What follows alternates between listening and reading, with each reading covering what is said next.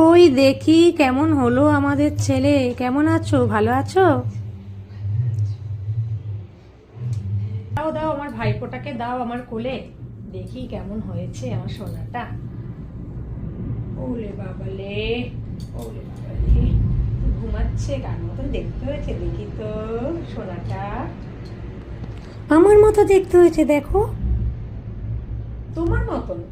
না না, ও একদম পুরো দাদা ভাইয়ের মতন হয়েছে। হ্যাঁ, নাকটা পুরো আমার মতন হয়েছে। কপালটা আমার মতন হয়েছে। তোমার মতন কপালটা? না না, তোমার কপালটা কত বড়, কপালটা একদম ছোট হয়েছে। একদম আমার মতন হয়েছে, পুরো পিসির মতন হয়েছে তুমি। ঠোঁটটা আমার মতন। ঠোঁটটা তোমার মতন? কই দেখি। না না, ঠোঁটটাও তোমার মতন হয়নি, ঠোঁটটা পুরো আমার মায়ের মতন হয়েছে। কানটা আমার মতন হয়েছে। কানটা তোমার মতন? কই দেখি কানটা। হ্যাঁ, কানটা একটু তোমার মতনই লাগে, বেঁকা বেঁকা টাইপসের কেমন।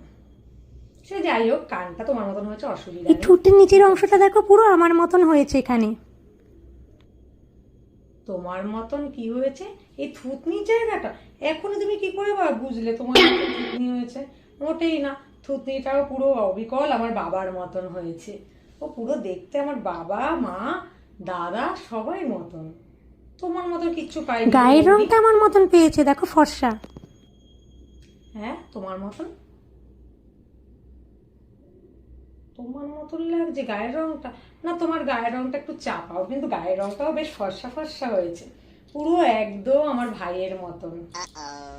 হ্যাঁ, তোমার মতন কিছু হয়নি গো বৌদি, ও একদম পুরো অবিকল আমাদের বাড়ির সবার সব ভালো গুণগুলো নিয়েই হয়েছে ও।